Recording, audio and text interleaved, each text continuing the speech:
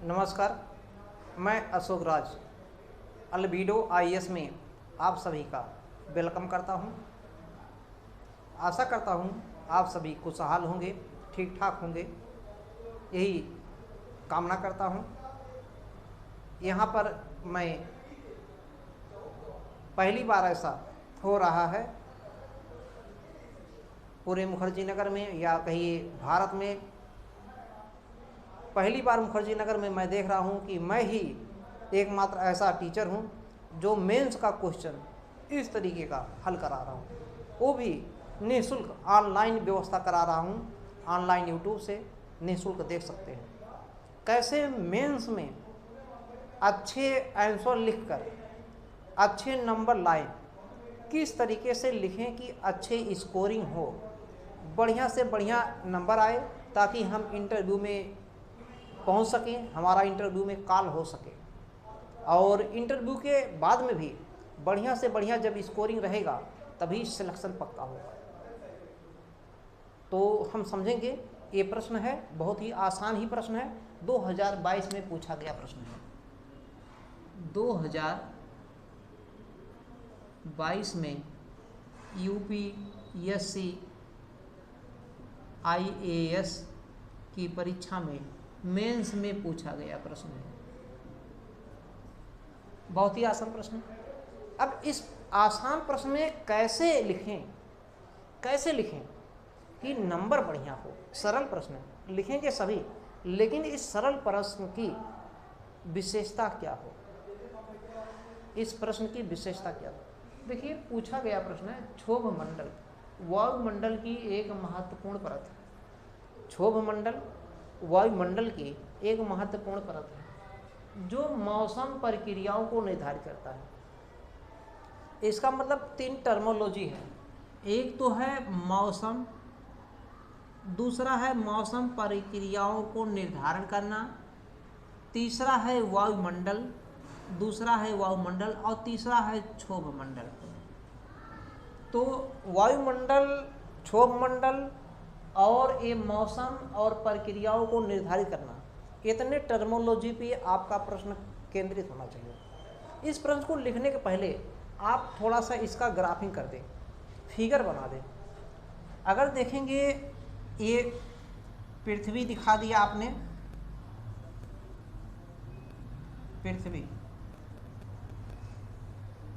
पृथ्वी आपने दिखाया। पृथ्वी के बाद में अगर देखेंगे, इसकी बात करेंगे, ये है क्षोभ मंडल। क्षोभ मंडल कौन सा है? क्षोभ मंडल। इस क्षोभ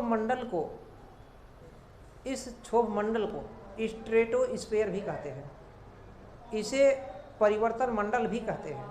परिवर्तन मंडल या स्ट्रेटोस्फीयर कहिए या क्षोभ मंडल कहिए। इसके बाद में अगर देखते हैं, समताप मंडल आता है। समताप मंडल, देखिए यहाँ पे अब हम सॉरी बोलेंगे थोड़ा सा, ये हमने यहाँ पे ए इंग्लिश स्ट्रेटो बोल दिया था, स्ट्रेटो ए है, स्ट्रेटोस्फीयर, SPHERE। ए है ट्रोपोस्फीयर, ट्रोपोस्फीयर,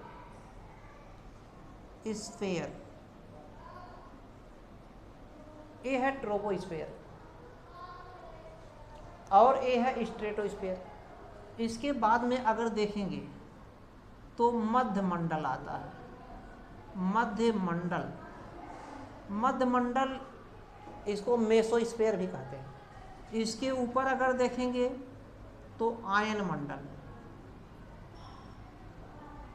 इस आयन मंडल को ताप मंडल भी कहते हैं। ताप मंडल भी कहते हैं, आयन मंडल को ताप मंडल भी कहते हैं। इसके अगर ऊपर देखेंगे, बहिर्मंडल दिखता है।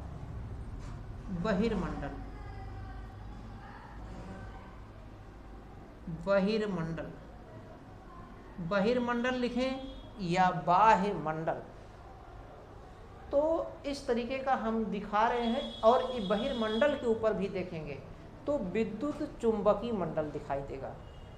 एक नई चीज आप जानेंगे, विद्युत चुंबकीय मंडल।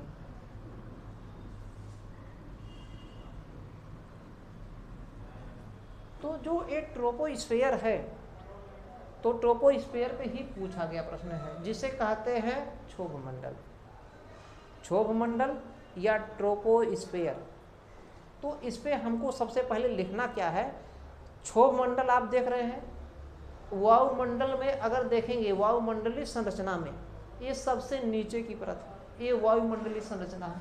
पूरा का पूरा ये कैसा है, ये वायुमंडलीय संरचना, वायुमंडलीय संरचना। वायुमंडलीय संरचना में सबसे नीचे और पृथ्वी के सतह से सबसे पहला परत है क्षोभ मंडल। तो ये आप लिख सकते हैं क्षोभ मंडल। लिखेंगे क्या, क्षोभ मंडल। ये फिगर होना चाहिए, फिगर थोड़ा बगल में रहे या बीच में रहे, यहाँ पे ऐसे किनारे पर रख सकते हैं और ऐसे बना सकते हैं, ऐसे। अब लिखेंगे आंसर राइटिंग में लिखेंगे क्षोभ मंडल। क्षोभ मंडल क्या लिखेंगे, क्षोभ मंडल। पृथ्वी के सतह के ठीक ऊपर वाली परत होती है। क्षोभ मंडल पृथ्वी के सतह के ठीक ऊपर की पहली परत है, ऊपर की या ऊपरी परत है, ऊपरी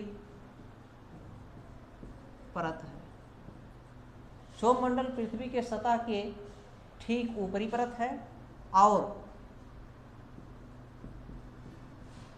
वायुमंडलीय संरचना की, वायुमंडलीय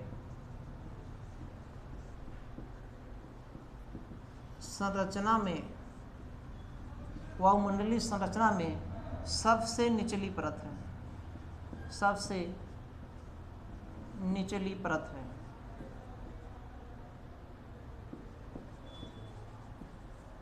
ये हो गया। तो वायुमंडल पृथ्वी के सतह के, वायुमंडल क्षोभ मंडल या ट्रोपोस्फेयर पृथ्वी के सतह के ठीक ऊपरी परत है और वायुमंडलीय संरचना में, वायुमंडलीय संरचना में सबसे निचली परत है। यहाँ तक क्लियर हो। अब इसके बाद अगर देखेंगे, जो सबसे ज़्यादा धूल कण, गैस, जलवाष्प या अधिकांश जो कण पदार्थ हैं, इनकी मात्रा लगभग 75 से 85%, या मान के चलिए 80 से 90%, ऐसा भी लग सकता है, 75 से 85% के बीच में लगभग यही पाया जाता है। कुछ इसके ऊपर अधिकांशतः ये देखेंगे धूल कण सबसे ज़्यादा यहीं पर पाया जाता है। धूल कण मिलेगा, जलवाष्प मिलेगा। जलवाष्प जो पृथ्वी का ये जो समुद्र है, यहीं पे समुद्र भी है, पृथ्वी के सतह पर ही समुद्र है। समुद्र से जलवाष्प ऐसे ऐसे ऊपर जाएगा, तो जो जलवाष्प वायुमंडल में विद्यमान होता है, जिसको हम आर्द्रता कहते हैं, तो ये जलवाष्प है। आर्द्रता यहीं पे पाया जाएगा। तो आगे लिखेंगे, इसी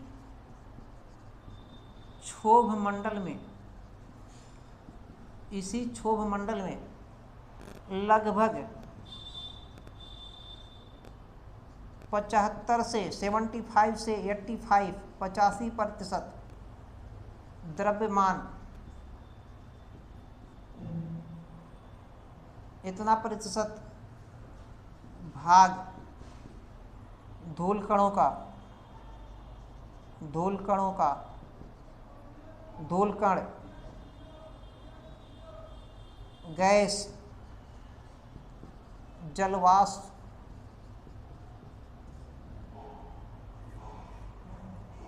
आदि या इत्यादि लिख सकते हैं, की मात्रा पाया जाता है, की मात्रा पाया जाता है, की मात्रा पाया जाता है, नहीं कि सबसे ज़्यादा क्षोभ मंडल में लगभग इतना % भाग है द्रव्यमान का, क्षोभ मंडल में द्रव्यमान का लगभग प्रतिशत इतना % भाग ये सब जो है यहीं पर पाया जाता है। क्लियर हो गया। अब इसके साथ साथ देखेंगे जो धूल कण यहाँ पर है, यही धूल कण जब संघनित हो जाते हैं तो यहीं पर क्या बनते हैं, बादल, यहीं पर बादल बन जाते हैं। तो बादल कहाँ बनता है, इसी में, इसी ट्रोपोस्फीयर में बादल बनते हैं। अब ऐसा नहीं इसमें धूल कण नहीं जाते, इसमें भी थोड़ा बहुत धूल कण चले जाते हैं, तो थोड़ा बहुत बादल भी बन सकते हैं, थोड़ा बहुत, बस। यहाँ तक समझ में आ गया। अब आगे लिखेंगे इसी क्षोभ मंडल में सभी मौसमी घटनाएं, मौसम प्रक्रिया लिखा है, इसका मतलब इसी क्षोभ मंडल में सभी मौसमी घटनाएं पाई जाती हैं। ये हो गया भैया। इसी फिगर के आधार पे आपको लिखना है, इसको हटा दिया जाए, ठीक।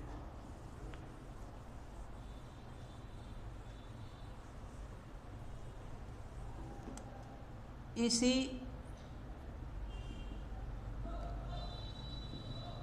क्षोभ मंडल में सभी मौसमी घटनाएं, सभी मौसमी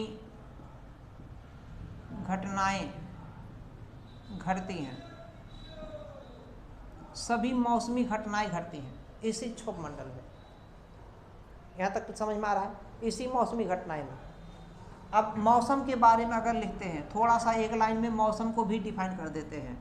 मौसम एक अल्पकालिक घटना होती है, अल्पकालिक घटना होती है।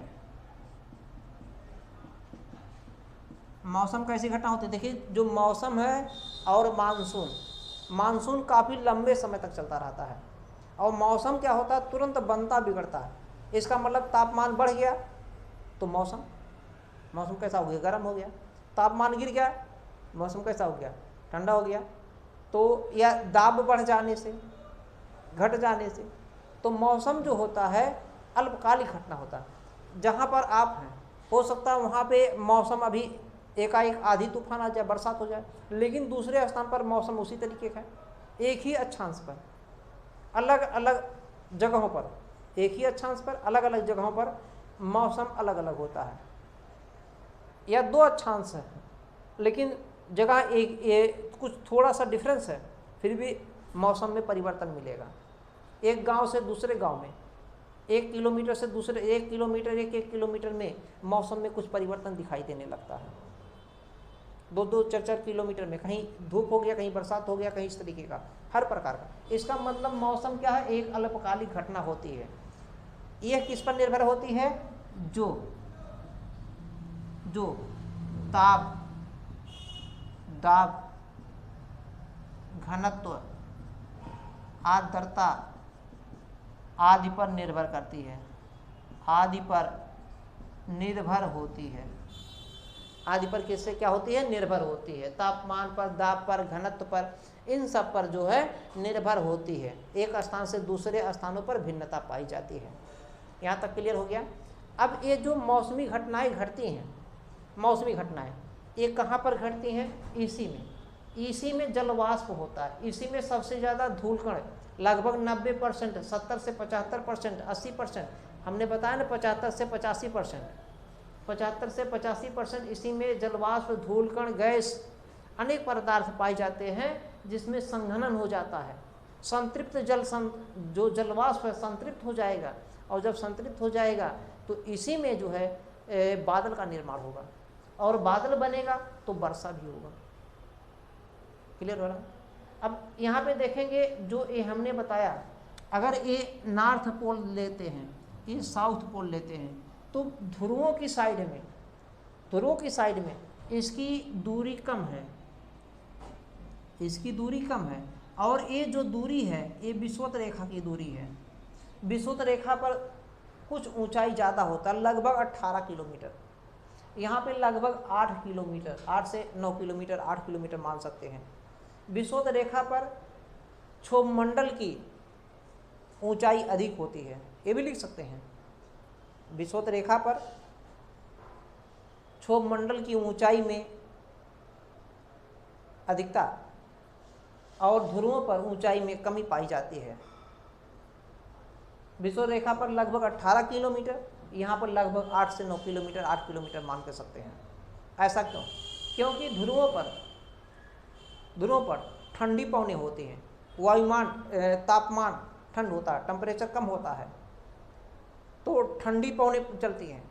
ठंड के कारण यहाँ पर जलवाष्प, धूलकण, गैसें ज़्यादा ऊंचाई तक नहीं जा पाते, जबकि विषुवत रेखा पर तापमान अधिक होने से अत्यधिक ऊंचाई तक, लगभग 18 किलोमीटर की ऊंचाई तक पाया जाता है। अब ये निर्धारण क्यों किया गया है?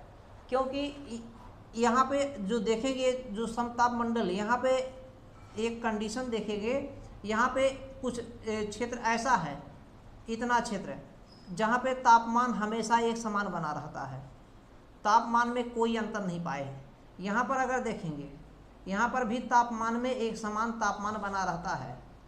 इसी समताप मंडल में जो देखेंगे, यहीं पे आपको जो है ओजोन परत दिखाई देगा, O3 परत, ओजोन परत दिखाई देगा। कौन सी परत दिखाई देगा?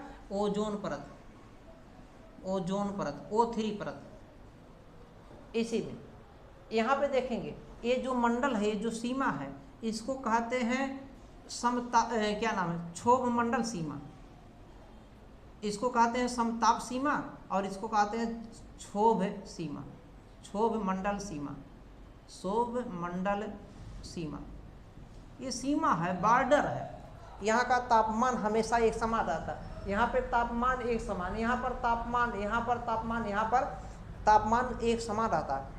इसीलिए बॉर्डर का निर्धारण किया गया है, कई भागों में बांटा गया है। इतने क्षेत्र में अगर देखेंगे तो तापमान पृथ्वी की सतह से जो ऊंचाई पर जाते जाएंगे, पृथ्वी की सतह से आप ऊंचाई पर जो जो जाएंगे, तापमान में कमी आएगा। कमी क्यों कमी आता है?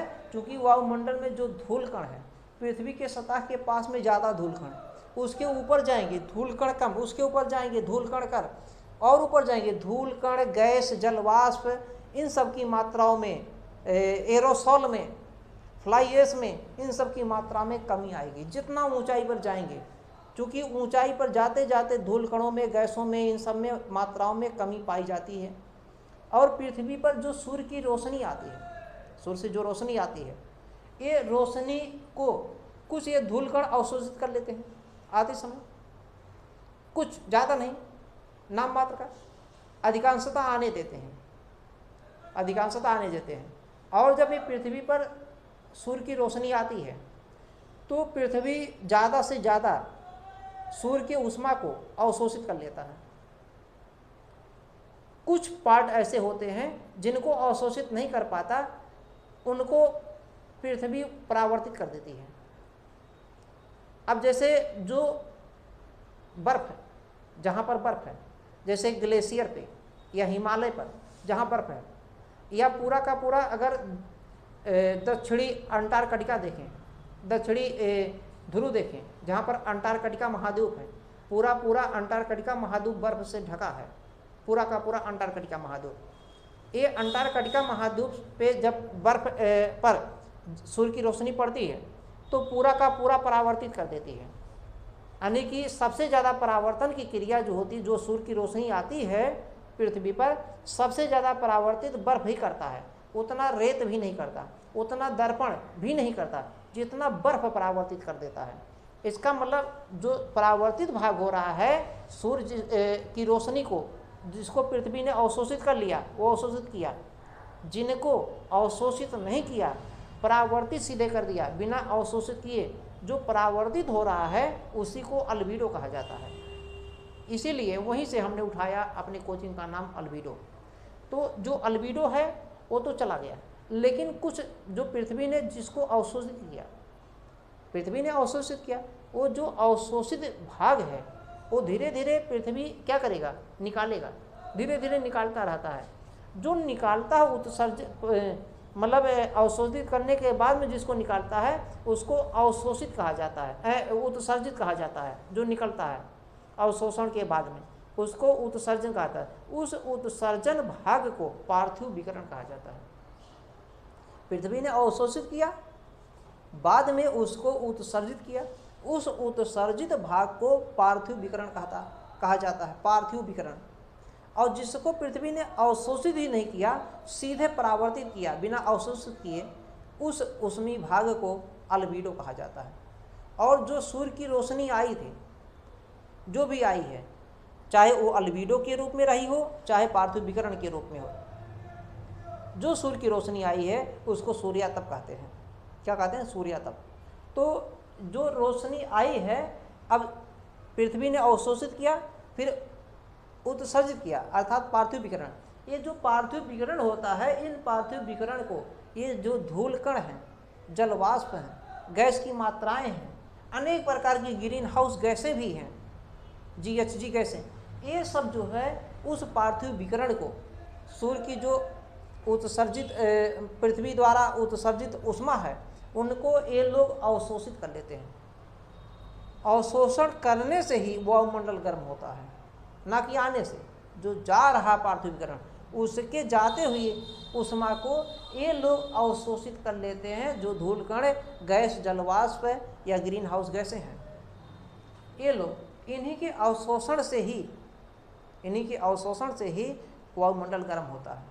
अब इसमें देखेंगे, अगर देखेंगे तो ग्रीन हाउस गैस जो है, इनकी मात्राएं ज़्यादा, जैसे ओजोन है, जलवाष्प है, CH4 है, CO2 है, SO2 है, ये सब कई ऐसे, FF6 है, क्लोरोफ्लोरोकार्बन्स है, क्लोरोफ्लोरोकार्बन यानी कि CFC जिसे कहते हैं, ये सब होते हैं, ज़्यादा से ज़्यादा पार्थिव विकिरण को अवशोषित करते हैं। और ज़्यादा से ज़्यादा पार्थिव विकिरण को जब अवशोषित करेंगे तो इससे वायुमंडल गर्म हो जाएगा। वायुमंडल क्या हो जाएगा? गर्म हो जाएगा। कहानी समझ में आ गया होगा। तो ये जो क्षोभ मंडल है, क्षोभ मंडल में अनेक प्रकार के धूल कण पाए जाते हैं। पृथ्वी के सतह पर इनकी मात्रा ज़्यादा होता है, जो जो ऊपर जाएंगे उनकी मात्रा में कमी आएगा, और उसकी मात्रा में कमी आने से तापमान में भी कमी आता है, और आगे जाएंगे तापमान में एकदम कम हो जाता है। यहाँ पर एकदम से कम, लगभग यहाँ का तापमान एक समान रहता है -85 से -100 डिग्री सेल्सियस के लगभग में, इर्द गिर्द में आ जाता है। यहाँ पर इतने क्षेत्र का तापमान। अब देखिए, इतने क्षेत्र में कोई भी वायुयान चालक है, यहाँ पर वायुयान नहीं चलाएगा, क्योंकि मौसमी घटनाएं इसी क्षेत्र में घटती हैं, इसी ट्रोपोस्फीयर में, यानी कि समताप मंडल में, यहीं पे मौसमी घटनाएं घटती हैं। इसलिए चूँकि आकाशीय बिजली भी यहीं गिरेगा, आधी तूफान भी इसी में रहेगा, इसलिए वायुयान यहाँ ना चला करके इसके ऊपर समताप मंडल में चलाते हैं। क्लियर हो गया? और यहाँ पे देखेंगे, इसी में ओजोन जो परत है, इस ओजोन परत के कारण यहाँ का कुछ टेम्परेचर बढ़ जाता है, कुछ गर्मी बढ़ जाता है, इसीलिए इसका तापमान अब कुछ बढ़ गया। इस मंडल का तापमान कुछ बढ़ेगा, यहाँ के बाद में तापमान बढ़ता जाएगा, और ये जो समताप सीमा है, इसका तापमान 0 डिग्री सेल्सियस हो जाता है। कहाँ माइनस में है, कहाँ 0 डिग्री सेल्सियस हुआ है, इसका मतलब इसका तापमान बढ़ता बढ़ता बढ़ता अब जा रहा है। और बढ़ने के पीछे कारण है क्या है? इस सीमा पर ही जो है ओजोन परत है, ओजोन लेयर है। यहाँ तक समझ में आ गया? तो इसमें इतना आपको लिखने के साथ साथ आगे हम क्या लिखेंगे, इस पे एक नज़र और देखते हैं। इसमें इतना हम समझ में आ गया है। अब हम इसको हटा देते हैं भैया, इस चीज़ को, आगे बढ़ते हैं। इसमें हम और आगे क्या लिख सकते हैं? आगे हम लिखेंगे, देखिए जो हम बता रहे हैं ये सब लिखना है, पॉइंट में लिखना है, पॉइंट में लिखते चले जाइए कि ऊंचाई बढ़ने के साथ साथ, ऊंचाई जो जो बढ़ता है, ऊंचाई बढ़ने के, क्षोभ मंडल में ऊंचाई बढ़ने के साथ साथ तापमान में कमी आती है। ये भी निर्भर करता है, ये मौसमी प्रक्रियाओं को ये भी निर्धारित करता है। वह क्षोभ मंडल में पृथ्वी के सतह से ऊंचाई पर जाने पर तापमान में कमी आता है। यहाँ पे तापमान ज़्यादा, यहाँ पे तापमान कम। इस तरीके से ये भी मौसम के कारक को निर्धारित करता है, यानी कि इसका भी एक भूमिका है। यहाँ पे तापमान कम रहेगा तो बादल कम बनेगा, इधर में बादल ज़्यादा रहेगा। तापमान जहाँ धूलकण कम रहेगा, धूलकण कम होने से बादल का निर्माण कम, धूलकण जलवाष्प की मात्रा ज़्यादा होने से बादल का निर्माण ज़्यादा। इसके साथ साथ में अगर देखेंगे, हमने बताया ना यहाँ पे ओजोन परत आता है, यहाँ पर भी कुछ बादल के छिटपुट नमूने दिखाई देते हैं समताप मंडल में, हल्का फुल्का। यहाँ भी धूलकण गैस जलवाष्प भी आ जाते हैं, जिससे कुछ बादल दिखाई देते हैं, ज़्यादा नहीं, नाम मात्र के बादल कुछ बन जाते हैं यहाँ पर भी। आगे अगर मध्यमंडल में भी देखेंगे, इसमें भी इक्का दुक्का बादलों का निर्माण हो ही जाता है, नाम मात्र के लिए हो जाता है। अब इसके बाद में अगर देखेंगे वायुमंडल में इसमें पूछा जा रहा है मौसमी प्रक्रियाओं को किस तरीके से निर्धारित कर रहे हैं। तो इसमें देखिए मौसमी प्रक्रियाओं को हम लोग इसको जोड़ दीजिए, जो ग्रीन हाउस गैसें हैं, मानव के द्वारा अनेक प्रकार के ग्रीन हाउस गैसों के उत्सर्जन के कारण, ग्रीन हाउस गैस GHG उत्सर्जन के कारण वायुमंडल क्षोभ मंडल में तापमान बढ़ने से तापमान बढ़ा, जिसने मौसमी प्रक्रियाओं को प्रभावित किया, मौसमी प्रक्रियाओं को प्रभावित किया। इसके साथ में अगर देखेंगे, इसके साथ में भी अनेक प्रकार की भी घटनाएं घटती हैं। यहाँ तक समझ में आ गया? ये सब जितना हमने बताया सब इसमें लिख देना है। सब इसमें लिखने के साथ साथ जब लिख देंगे तो इसके बाद में अंततः निष्कर्ष लिखेंगे, अंततः निष्कर्ष लिख देंगे। इस प्रकार से कहा जा सकता है कि क्षोभ मंडल वायुमंडल का एक महत्वपूर्ण घटक है। क्षोभ मंडल वायुमंडलीय संरचना का एक महत्वपूर्ण घटक है, जो मौसमी प्रक्रियाओं को प्रभावित करता है, अर्थात निर्धारित करने में इसकी महती भूमिका है। इसकी जो है क्षोभ मंडल की मौसमी प्रक्रियाओं को निर्धारित करने में क्षोभ मंडल की महती भूमिका दिखाई देती है। यहाँ तक सबके समझ में आ गया होगा? और कोई प्रॉब्लम किसी को हो तो बोले। क्लियर हो गया सबका? तो बहुत ज़्यादा नहीं है, तो वीडियो को भाई एक बार हमारे लिए लाइक कर दीजिए, और चैनल पर नए हैं तो सब्सक्राइब कर दीजिए। चैनल पर सब्सक्राइब जरूर करें हमारे चैनल को, और लाइक करें। धन्यवाद। हम मिलते हैं अगले वीडियो में, तब तक के लिए हमें इजाज़त दीजिए। अशोक राज का नमस्कार स्वीकार करें। तब तक के लिए हम लेते हैं अलविदा। जय हिंद, जय भारत।